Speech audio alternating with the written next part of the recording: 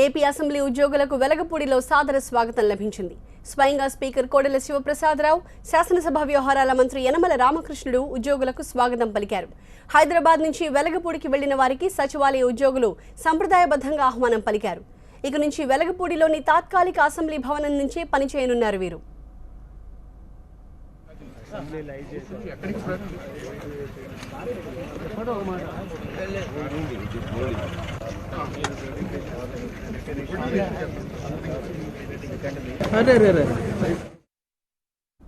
మరో వారం రోజుల్లో అసెంబ్లీ బడ్జెట్ సమావేశాలు తొలిసారి వెలగపూడి నుంచి ప్రారంభం కాబోతున్నాయి. మార్చి 2వ తేదీన అసెంబ్లీ భవనాన్ని సీఎం చంద్రబాబు ప్రారంభిస్తారు. ఈ నేపథ్యంలో స్పీకర్ కోడెల, మంత్రి యనమల సభ లోపల ఏర్పాట్లను మరోసారి పరిశీలించారు. సీట్లలో కూర్చుని అనుకూలంగా ఉన్నాయో లేవో చూశారు. ఏర్పాట్లపై సంతృప్తిని వ్యక్తం చేశారు.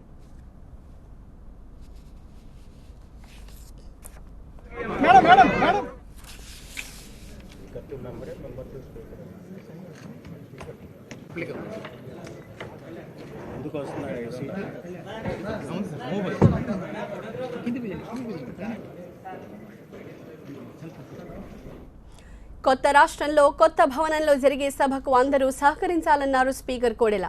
అతి తక్కువ సమయంలోనే భవనాన్ని పూర్తి చేసిన సిఆర్డీఏకి కృతజ్ఞతలు చెప్పారు ఆయన. బడ్జెట్ సమావేశాలు కావచ్చు, ఏ సమావేశాలైనా రాష్ట్ర ప్రజలకు ఉపయోగపడే విధంగా, రాష్ట్ర ప్రయోజనాలు నెరవేరే విధంగా చర్చలు అన్నీ కూడా జరగాలని చెప్పి నేను కోరుకుంటున్నాను. అన్ని విధాల ఏ పక్షాన్ని కాకుండా అన్ని పక్షాలు, అన్ని సభ్యులకు కూడా వీలైనంత మేరకు వసతులు సమకూర్చడం జరిగింది అన్ని విధాలుగా.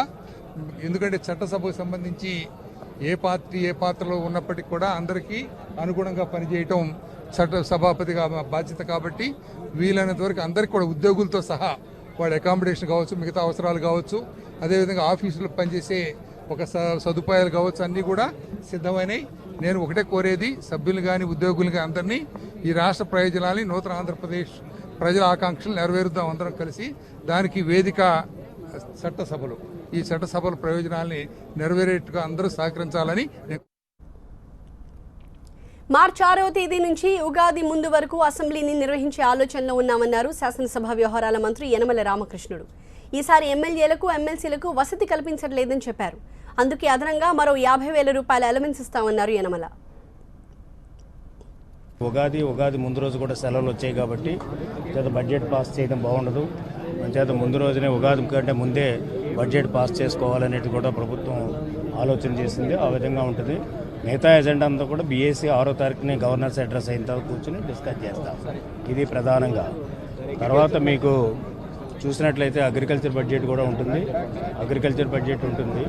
అదేవిధంగా సబ్ ప్లాన్స్ కూడా ఉంటాయి. దాంట్లో ఎస్సీ కానీ, ఎస్టీ కానీ, బీసీ సబ్ ప్లాన్స్ కానీ ఉంటాయి. అపోజిషన్కి ఇవ్వాల్సినటువంటి బాధ్యత ప్రభుత్వానికి ఉంది. అపోజిషన్ లీడర్ని ఆల్మోస్ట్ లీడర్ ఆఫ్ ద హౌస్తో సమానంగా చూస్తాం. అసెంబ్లీకి సంబంధించినంత వరకు ఆయన ఛాంబర్ కూడా తయారవుతుంది. ఇప్పుడే నేను వెళ్ళి చూసి వచ్చా. అది కూడా రేపు ఎల్లుండికి తయారైపోతుంది. ఆయనకి ఏ ప్రాబ్లం ఉండదు.